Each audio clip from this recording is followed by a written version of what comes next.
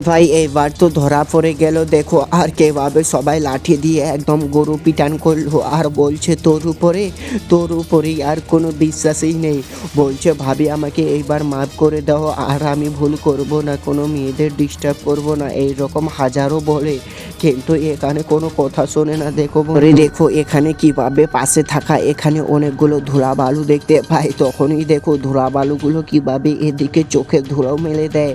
আর দেখো কিভাবে সবাইকে অন্ধ করে দিয়ে মোটর সাইকেলে চাবি স্টার্ট করে ফেলে। আর মোটর সাইকেল নিয়ে যখনই স্টার্ট দিয়ে ভাগে যেতে চাইছিল বন্ধুরা, তখনই দেখো এখানে বাইকের পিকআপ বাড়াচ্ছে, কিন্তু বাইক এখান থেকে যাচ্ছে না, কারণ পিছন থেকে দেখো কিভাবে এখানে বডিটা দেখাচ্ছে আর শক্ত করে ধরে ফেলেছে। আর দেখো এখানে গলার রোগগুলোও কিভাবে বোঝা যাচ্ছে। আসলে সত্যি এখানে দেখো কে ধরে ফেলেছে বাইকটা, বন্ধুরা চিনতে পারছো না কি একে। তারপরে দেখো কিভাবে এখানে সবাই অবাক হয়ে গেছে, বলছে আরে এটা কি, এ আবার কেন এলো। আর দেখো কিভাবে বাইকটাকে এখানে নিয়ে মাটিতে শুইয়ে ফেলে আর এখানে হিরো হিরো ভাব দেখায়। কিন্তু বন্ধু দেখো একে তো পুরো ধুলা মাটিতে একদম সেনে দিয়েছে। আর এদিকে দেখো বন্ধনী কিভাবে এখানে কারের মতো এখানে দাঁড়িয়েছিল চোখে সিঁদুর দিয়ে। তখনই দেখো মিডিয়ার এখানে চলে এসেছে বন্ধুরা।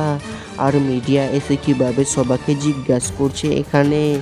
আর এখন যেটা জিজ্ঞাসা করবে সেটা ডেঞ্জার ছিল, মানুষকে শুধু বোকা বানানো হচ্ছে এখানে এই মন্দিরের আর কালী মায়ের ছবি পাঠিয়ে। তাই জন্য তো তোমাদেরকে সতর্ক করতে চাই যে কোনো কারো ছবি দেখে তোমরা ক্লিক করো না, আর তোমরা ফ্রি থেকে কোথাও টাকা পাবে না যে তোমরা হোয়াটসঅ্যাপে আননোন নাম্বারে তোমরা মেসেজগুলো ক্লিক করো। আমি সতর্ক করতে চাই এই ভিডিওর মাধ্যমে, ভাই ওর বহিনরা তোমরা কি জানো না যে ফ্রি থেকে টাকা কোথা থেকেও পাওয়া যায় না। কারণ তোমাদের হোয়াটসঅ্যাপ নাম্বারে কেউ মেসেজ করলে এখানে কালী মায়ের ছবি পাঠালে তোমরা ওটাকে সত্য মনে করে লক্ষ লক্ষ টাকা তোমাদের ব্যাংক থেকে কেটে যেতে পারে। তাই জন্য তো তোমরা সবসময় সতর্ক থাকবে।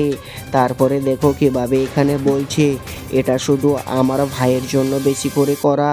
তারপরে দেখো হ্যাঁ এখন হাত উপর করে ডং ডং করে ঢোল বাজাও, মনে হয় বিশাল কাজ করে ফেললে। তো এখানে কিভাবে কূটনীতি বুদ্ধি থেকে আর কোনোদিনও ভুলে যায় না এই মাইলোকটা, শুধু কূটনীতি বুদ্ধি করে বলছে এখন হাত উপর করে ঢোল বাজাও, মনে হয় অনেক বড় পাপ কাজ করে ফেলেছো, শুভ কাজ করে ফেলেছো।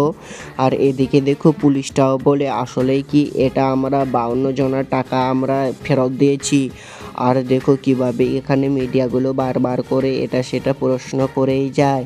আর তারপরে একে প্রশ্ন করলে বন্ধু একটা জিনিস বুঝতে পারছি না যে এখানে কিন্তু মহিলাগুলো বেশি বেশি সিরিয়ালের মধ্যে অ্যাক্টিং কেন করে। অবশ্যই তোমরা বলো সিরিয়ালটা তোমাদের কেমন লাগছে বন্ধুরা, কমেন্টে বলো।